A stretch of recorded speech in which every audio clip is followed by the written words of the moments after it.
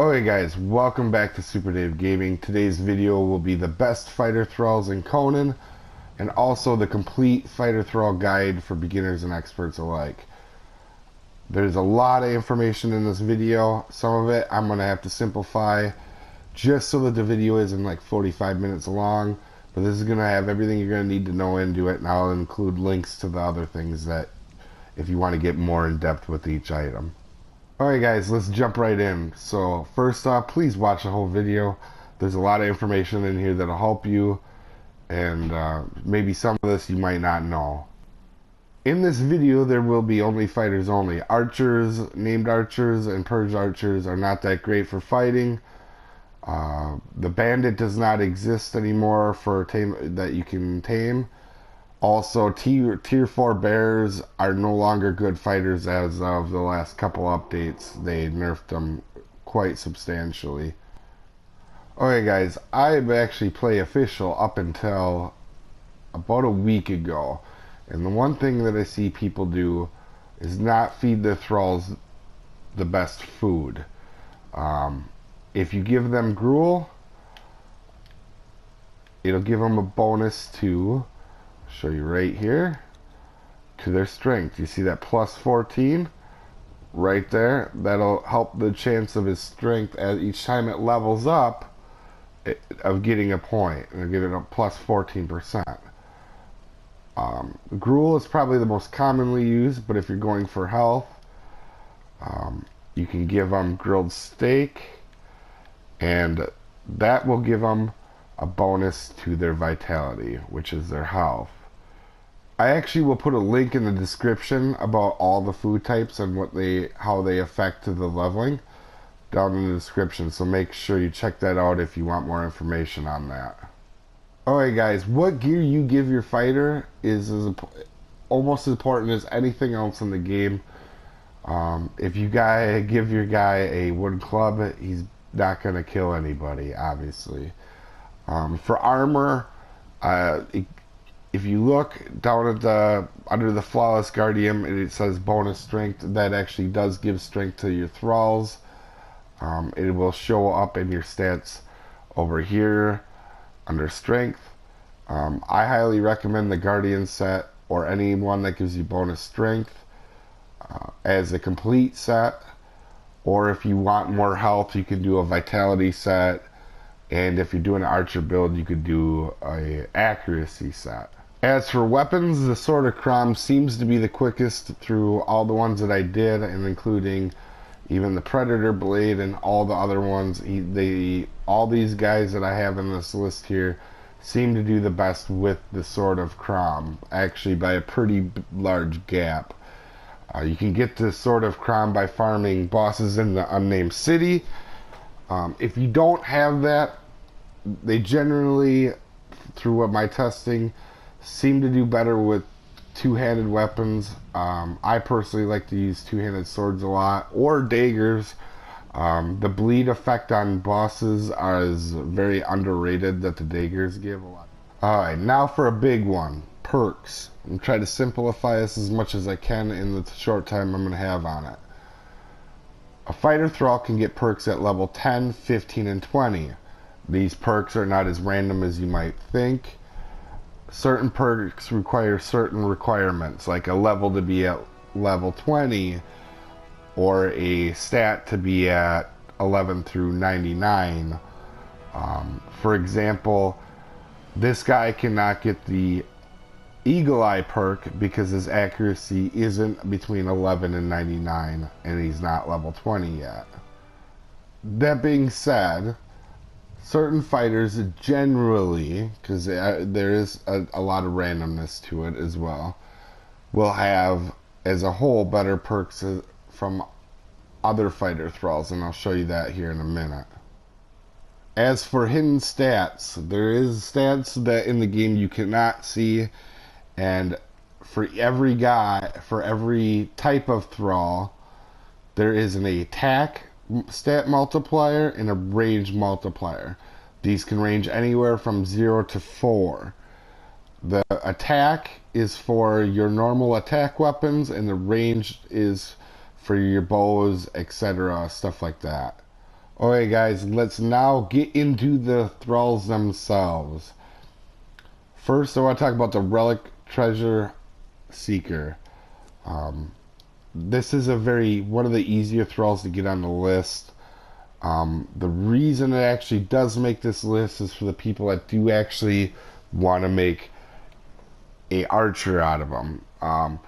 She is actually a pretty good fighter off the start, but as she levels, she generally gets more perks that are based around accuracy or agility and less towards strength. As for finding the Relic Hunter Treasure Seeker, you can find them around the unnamed city along the edge. I normally go to here because there's a gate right here. Up here. Also, go for the Relic Hunter Treasure Seekers, not the named fighters over here. Alright guys, next we have the Chameleon or Siberian, however you want to pronounce it. Berserker. This is a very good one. It does have the bonus to strength and vitality. It starts out with pretty good health, and this one is pretty easy to find as well. The perks that the Siberian Berserker get generally are vitality and strength because they start out with higher attributes in them. So it's a very good one to get. It definitely generally gets more health and strength over a lot of things, especially health. A lot of times this one will, when you level it, get up to 8 or 9,000 health even. The Berserker is one of the strongest fighter thralls you can get without leveling him. He gets stronger as he levels as well too, but right out of the gate he's a very strong one. The Berserker has a 3.92 attack multiplier and a 1.12 ranged multiplier.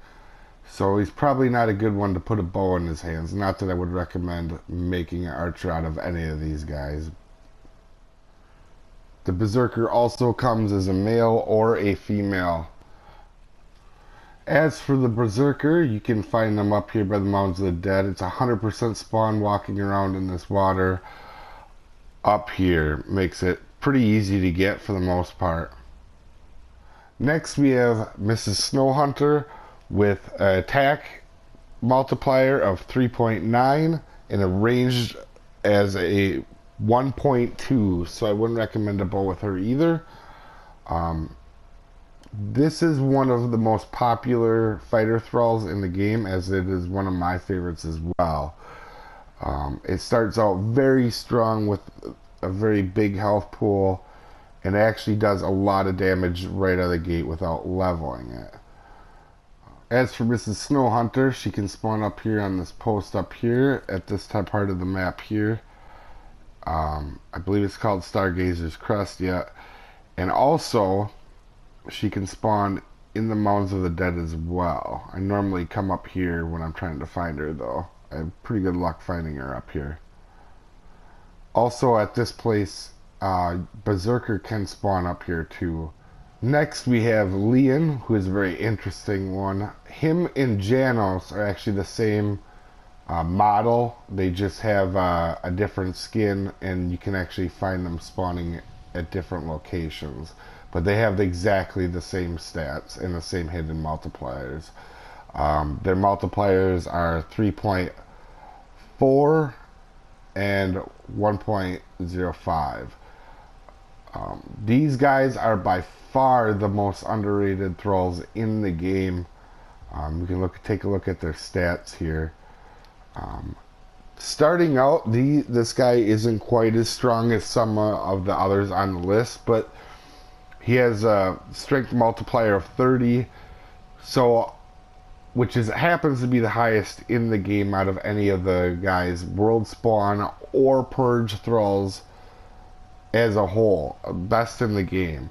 And what that actually does is make him better after he gets his perks, because generally he will get a lot of strength perks and deal a ton of damage down the road. Right off the bat, with 4,000 health, he can be a little squishy if you don't have the best armor on him, but he does turn into a very good one if your perks roll right. especially if you get the strength perks. As for getting Liam, he's always here 100% spawn at Liam's watch. I've never actually gotten him anywhere else on the map, but he is always spawning here, and he always spawns next to that campfire.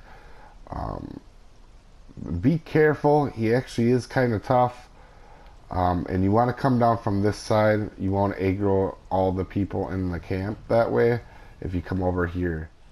Liam is the easiest person to get on this list, being in that 100% spawn. As for Janos, over here by the big ward towers, I find them a lot. Otherwise, this ring around New Azagarth, as you can see here, this ring, you'll see a lot of these little camps, and you can find them in here sometimes. He is harder to find than Leon, though. Leon is, I mean, obviously always going to be there unless somebody knocked him out on your server. Next on the list is Ari the Ravager, plus these three here, which I cannot pronounce any of them names, but statistically speaking, they are all the same person, just different skins on them. They all have 3.90 attack, 1.2 range, and this is what all their stats look like right here. 15, 3, 10, 2, 15. This group of Fighter Thralls generally has a slightly higher chance of perks being spread out a little bit more. Very good, very strong Thrall, beginning and end. Probably the most balanced Thrall that you can get is a world spawn. And when I say world spawn, I mean a non-Purge Fighter Thrall. As for finding the volcanic tier 4 fighters, that whole group of them, they are the hardest to get out of all the guys on the list of the world spawn. They are up at the volcano right before the well. You go into the well, they'll be here or on the second floor or up on the top floor. I don't think there's any right here right now, but there's generally at least one or two of them. This is the easiest spot to find them. Up next is the Siberian Beast Tamer Purge. Tier 4 fighters. They all these guys have the same stat. If you need to, you can pause the video to see them. They all have 3.12 attack with a 1.2 ranged attack multiplier. These guys have an absolute absurd amount of health, as you see, 11,600. They generally get very good perks. These guys are very good, almost impossible to have die on you. Not that health is overly important. I've never really had. Once they get Thrall gets over about 6,000, you have the right armor and the right weapon, they're really hard without a glitch or something weird happening that any of the fighters on this list die. But still, 11,600 health is insane. And where you get these guys is having a purge attack any building north of this line here that I'm drawing right here. You'll have a chance for the Siberian Beast Tamer Purge, and they can be in it.